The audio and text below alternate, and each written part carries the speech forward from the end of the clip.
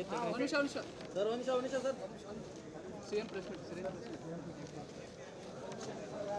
Sir ನಿಮಿಷ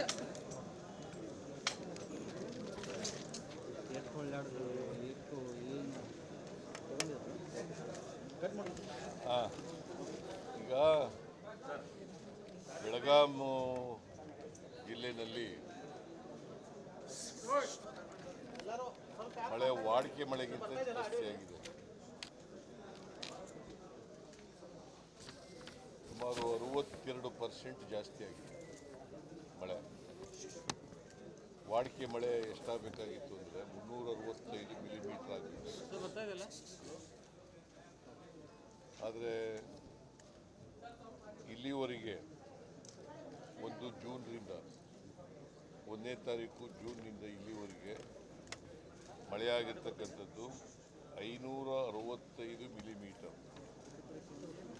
565 millimetre ಅಂದರೆ 62% ಹೆಚ್ಚಾಗಿ ಮಳೆಯಾಗಿದೆ. ಇಲ್ಲಿ ಮಳೆ ಹೆಚ್ಚಾಗಿರೋದ್ರಿಂದ 6 ಜನ ಸತ್ತಿದ್ದಾರೆ. 6 ಜನ. ಸುಮಾರು 2 ಜನರು ಮರ ಬಿದ್ದು, 3 ಜನರು ನೀರಿನಲ್ಲಿ ಮುಳುಗಿ, ಒಬ್ಬರು ಮನೆ ಗೋಡೆ ಬಿದ್ದು ಸತ್ತಾಗಿರ್ತಕ್ಕಂಥದ್ದು. ಒಟ್ಟು 6 ಜನರು. ಅವರಿಗೆಲ್ಲರಿಗೂ ಕೂಡ 5 ಲಕ್ಷ ರೂಪಾಯಿ ಕೊಟ್ಟಿದ್ದೀವಿ ಸರ್ಕಾರದಿಂದ. 5 ಲಕ್ಷ ರೂಪಾಯಿಗಳನ್ನು ಕೊಟ್ಟಿದ್ದೀವಿ. ಸುಮಾರು 11 ಜಾನುವಾರುಗಳು ಸತ್ತಿದ್ದಾವೆ. 11 ಜಾನುವಾರುಗಳು ಅಲ್ಲ, 12 ಜಾನುವಾರುಗಳು. ಅದರಲ್ಲಿ 11 ದೊಡ್ಡ ಜಾನುವಾರುಗಳು, ಹಸು, ಎಮ್ಮೆ ಈ ಥರದ್ದು. 1 ಸಣ್ಣ ಜಾನುವಾರು ಸತ್ತಿದೆ. ಅವಕ್ಕೂ ಕೂಡ ಪರಿಹಾರ ಕೊಟ್ಟಿದ್ದೀರಲ್ಲ. 1 ಜಾನುವಾರು ಸತ್ತರೆ 37,500 ರೂಪಾಯಿ ಕೊಡ್ತೀವಿ. ಆಮೇಲೆ 48 ಮನೆಗಳು ಪೂರ್ಣ ಹಾನಿಯಾಗಿರ್ತಕ್ಕಂಥ ಮನೆಗಳು. 48 ಮನೆಗಳು. 950 ಭಾಗಶಃ ಆಗಿರ್ತಕ್ಕಂಥ ಮನೆಗಳು. ನೀವು ಪ್ರಶ್ನೆ ಕೇಳ್ಬೋದು, ಮಳೆ ಬರ್ತಾ ಇದೆಯಲ್ಲ,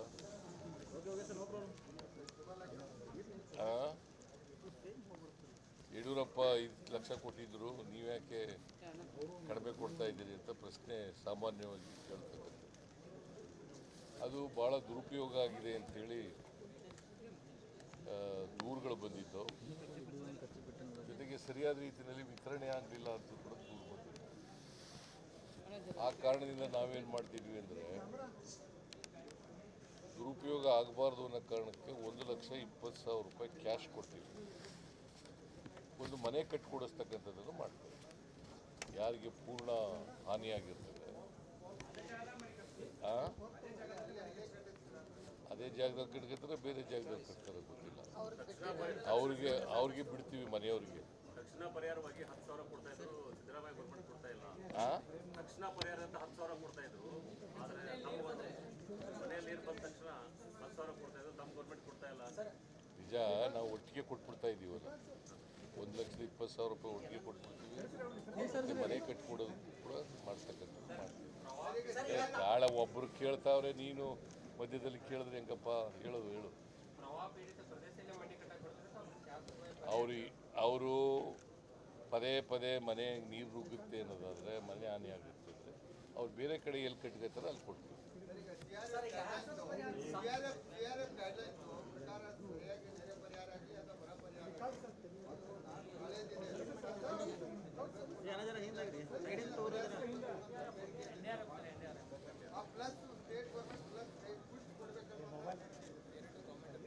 ಈಗ NDRF ಮತ್ತು SDRF ಅಂತ ಇರ್ತದೆ.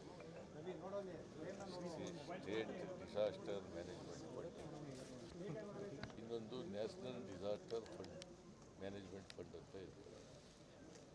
SDRF relief fund, management relief fund. ಕೇಂದ್ರ ಸರ್ಕಾರದವ್ರು ಕೊಡ್ತಾರೆ. ನಾವು ಅವ್ರ ಪ್ರಕಾರನೇ ಕೊಡಬೇಕು ಅಂತೇನಿಲ್ಲ. ಈಗ ಅವ್ರು ಕೊಡಬೇಕಾಗಿರೋದು 1,20,000 ಅಷ್ಟೇ. ನಾವು ಮನೆ ಕಟ್ಕೊಡ್ತೀವಲ್ಲ, ಮನೆ ಅಡಿಷ್ನಲ್ ಆಗಿ ಮನೆ ಆಡ್ರಿ ಒಬ್ಬ ನೀನು ಅವ್ರು ಇವ್ರು ಉತ್ತರ ಹೇಳ್ತಾ ಇರುವಾಗ ನೀನು ಮಧ್ಯೆ ಕೇಳ್ಬಿಟ್ರೆ ಹೆಂಗಪ್ಪ? ನಿನಗೂ ಹೇಳೋಕ್ಕಾಗಲ್ಲ, ಅವ್ರಿಗೂ ಹೇಳೋಕ್ಕಾಗಲ್ಲ. ಸೊ ಅದರಿಂದ 6,500 ರೂಪಾಯಿ ಕೊಡಬೇಕು ಪಾರ್ಷಿಯಲಿ ಡ್ಯಾಮೇಜ್ಡ್ ಔಷಧಿಗೆ ಅಂತ ಇದೆ NDRF ನಾವು 50,000 ಕೊಡ್ತಾ ಇದ್ದೀವಿ. 50,000 ನಾವು ಕೊಡ್ತಾ ಇದ್ದೀವಿ. ದಟ್ ಮೀನ್ಸ್ ಟು ಸೇ 43,500 ಹೆಚ್ಚಾಗಿ ಕೊಡ್ತಾ ಇದ್ದೀವಿ. ತೊಂದರೆ ಆಗಬಾರ್ದು ಅವರಿಗೆ ಅಂತೇಳಿ.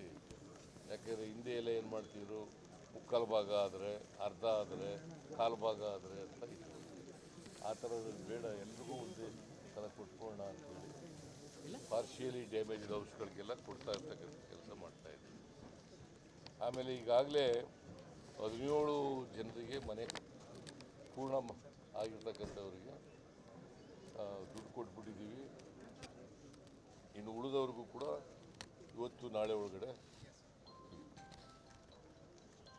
ಸೊ ಬೆಳೆ ಹಾನಿ ಆಗಿರ್ತಕ್ಕಂಥದ್ದು ಕೃಷಿ ಬೆಳೆ 41,700 ಹೆಕ್ಟೇರ್ನಲ್ಲಿ ಆಗಿದೆ. ಆಮೇಲೆ ತೋಟಗಾರಿಕೆ ಬೆಳೆ 372 ಆಗಿದೆ. ವಿದ್ಯುತ್ ಶಕ್ತಿ ಕಂಬಗಳು 2,962 ಆಗಿದ್ದಾವೆ. ಅವನ್ನೆಲ್ಲ ಹೇಳಿದ್ದೀನಿ. KEB ಇವರಿಗೆ ಬೆಸ್ಕಾಂನವ್ರಿಗೆ ಕೂಡಲೇ ಅವೆಲ್ಲ ಅಟೆಂಡ್ ಮಾಡಬೇಕು ಅಂತ ಹೇಳಿದ್ದೀನಿ. ಕಂಬಗಳಾಗಿರ್ಬೋದು ಅಥವಾ ಟ್ರಾನ್ಸ್ಫಾರ್ಮರ್ಗಳಾಗಿರ್ಬೋದು, ಇವಕ್ಕೆಲ್ಲ ಕೂಡಲೇ ಅಟೆಂಡ್ ಮಾಡಬೇಕು ಅಂತಕ್ಕಂಥದ್ದು. ರಸ್ತೆ ಇವೆಲ್ಲ ಬೆಳೆ ಹಾನಿ, ರಸ್ತೆ ಇವೆಲ್ಲ ಮಳೆ ಒಂದೇ ಸಮಯ ಬೀಳ್ತಾ ಇದೆ. ಮಳೆ ನಿಂತ ತಕ್ಷಣ ಅವಕ್ಕೆ ಪರಿಹಾರ ಮಾಡ್ತಕ್ಕಂಥ ಕೆಲಸವನ್ನು ಮಾಡ್ತೀವಿ. ಬಿಜೆಪಿ ಮುಖಂಡರು ಹೇಳ್ತಾರೆ ಸರ್ಕಾರ ಬಳಿ ದುಡ್ಡಿಲ್ಲ. ಬಿಜೆಪಿ ಮುಖಂಡರು ನಮ್ಮ ಮೇಲೆ ಆರೋಪ ಮಾಡ್ತಾರೆ ಸರ್, ಸರ್ಕಾರ ಬಳಿ ದುಡ್ಡಿಲ್ಲ. ದುಡ್ಡಿಲ್ಲ ಇವೆಲ್ಲ ಏನು ಕೊಟ್ಟಿದ್ದೀವಿ? ಅವ್ರ ಆರೋಪ ಸುಳ್ಳು ಆರೋಪಗಳು ಮಾಡ್ತಾರಪ್ಪ. ಇವೆಲ್ಲ ದುಡ್ಡಿಲ್ಲಿಂದ ಕೊಡ್ತಾ ಇದ್ದೀವಿ ರೀ. ಅವರಿದ್ದಾಗ ಏನೂ ಮಾಡಲಿಲ್ಲ. ಆರೋಪ ಮಾಡೋದ್ರಲ್ಲಿ ನಿಶ್ಚೀಮರು, ಸುಳ್ಳು ಹೇಳೋದ್ರಲ್ಲಿ ನಿಶ್ಚೀಮರು, ಸುಳ್ಳನ್ನೇ ಸತ್ಯ ಮಾಡೋದ್ರಲ್ಲಿ ಭಾಳ ಪಳಗ್ಬಿಟ್ಟಿದ್ದಾರೆ ಅವರು. ಅದೇ ಟ್ರೈನಿಂಗ್ ಆಗಿರೋದು ಅವ್ರಿಗೆ. RSSನವರಿಗೆ ಟ್ರೈನಿಂಗ್ ಏನಪ್ಪ ಅಂತಂದರೆ ಸುಳ್ಳನ್ನೇ ಸತ್ಯ ಮಾಡೋದು ಹೇಗೆ ಅಂತ ಟ್ರೈನಿಂಗ್ ಆಗುತ್ತೆ.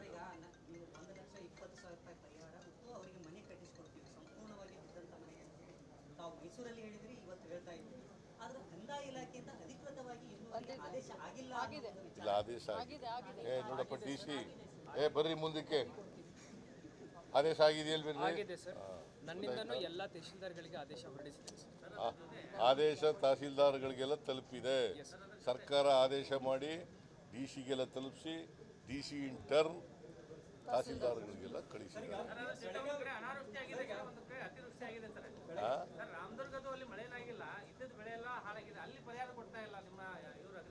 ಅದೇ ಸರ್ವೆ ಮಾಡಿಸ್ತಾ ಇದ್ದೀವಿ. ಸರ್ವೆ ಮಾಡಿಸಿ ಮಳೆ ಇಲ್ಲದೇ ಬೆಳೆ ಹಾಳೆ ಆಗಿದ್ದರೆ ಅವ್ರಿಗೆ ಪರಿಹಾರ ಕೊಡೋದು ಮಾಡ್ತೀವಿ. ಸರ್, ಈಗ ಸರ್ಕಾರದ ಪರವಾಗಿ ನೀವೆಲ್ಲ ಓಡಾಡ್ತಾ ಇದ್ದೀರಿ, ಆದ್ರೆ ಕಾಳಜಿ ಕೇಂದ್ರದ ಹೆಸರಲ್ಲಿ ಬೆಳಗಾವಿಯಲ್ಲಿ ಅಧಿಕಾರಿಗಳು ರೊಕ್ಕ ಲೂಟಿ ಮಾಡುವಂತದ್ದು ಮಾಡ್ತಾ ಇದ್ದಾರೆ ಸರ್. ಕಾಳಜಿ ಕೇಂದ್ರದ ಹೆಸರಿಗೆ ಮಾತ್ರ ನಿಮ್ಮ ಹತ್ರ ಏನು ಎವಿಡೆನ್ಸ್ ಇದೆ? ದಾಖಲೆ ಎಲ್ಲ ಕೊಡು, ಸ್ವಲ್ಪ ಕ್ರಮ ತಗೊಳ್ಳೋಣ ಅವ್ರ ಮೇಲೆ. ಕೊಡುತ್ತಮ್ಮ, ನೀನು ಸಹಾಯ ಮಾಡು. ಯಾರ್ಯಾರು ಆ ಥರ ಮಾಡಿದ್ರೆ ದಾಖಲಾತಿ ಕೊಟ್ಟರೆ ಅವ್ರ ಮೇಲೆ ಕ್ರಮ ತಗೊಳ್ಳೋಣ. We are going to take action against the erred people or corrupt people. Please give us ಅವ್ರ ಹೆಸರು, ದಾಖಲಾತಿ ಎಲ್ಲ ಕೊಡು.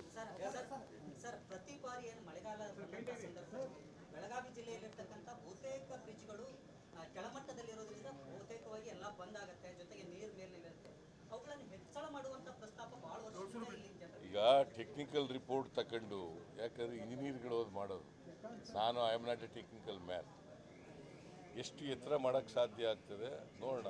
ಅದು ನಾನು ಇಂಜಿನಿಯರ್ಗಳ ಜೊತೆ ಮಾತಾಡ್ತೀನಿ.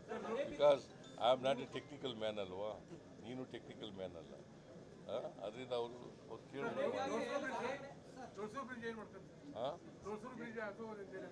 ಇಲ್ಲಿ ಪತ್ರಿಕೆಯವರ ನೀವು ಪತ್ರಿಕೆಯವರ ಓ ಮರಾಠಿ ಪತ್ರಿಕೆ. ಓಕೆ. ಕನ್ನಡದಲ್ಲಿ ಕೇಳ್ತಾ ಇದ್ರಲ್ಲ, ನಾ ಕರ್ನಾಟಕ ಸರ್. ನೀನು ಕನ್ನಡ ಆದರೆ ಯು ನೋ ಮರಾಠಿ, 40 ವರ್ಷದಿಂದ ಗೋಕಾಕ್ದಾಗ ರಿಪೋರ್ಟಿಂಗ್ ಮಾಡ್ತೀನಿ. ಮರಾಠಿ ಭಾಷೆ ಗೊತ್ತಲ್ಲ?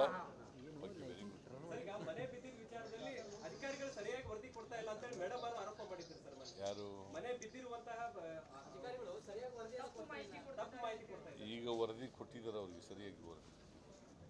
ಹಂಗೇನಾರ ಇದ್ರೆ ನನಗೆ ಹೇಳ್ಬೇಕಲ್ಲ.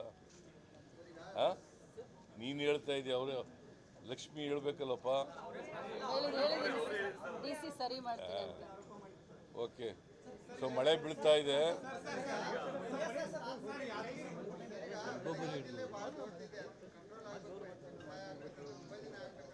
ಈಗ ನೋಡಪ್ಪ, ದುಡ್ಡಿಗೆ ತೊಂದರೆ ಇಲ್ಲ.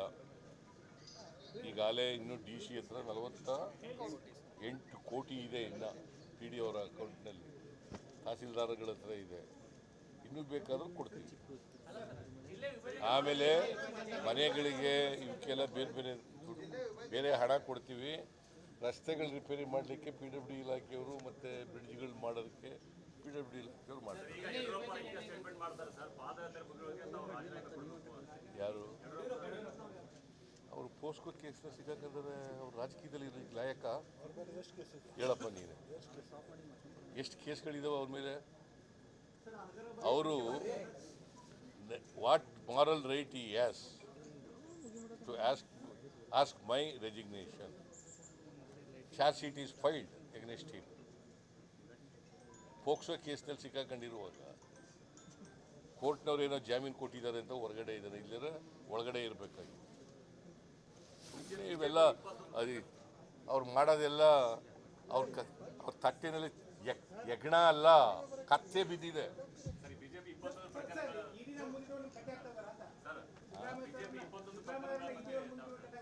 21 ಪ್ರಕರಣಗಳು ನಾನೆಲ್ಲ ಅಸೆಂಬ್ಲಿನಲ್ಲಿ ಪ್ರಸ್ತಾಪ ಮಾಡಿದ್ದೀನಿ. ಅವೆಲ್ಲ ಕೆಲವೆಲ್ಲ ಈಗಾಗಲೇ CID ಎಂಕ್ವೈರಿ ಪ್ರಾರಂಭ ಆಗಿದೆ. ಇನ್ನು ಉಳಿದವಕ್ಕೂ ಎಂಕ್ವೈರಿ ಮಾಡ್ತೀವಿ. Okay, thank you.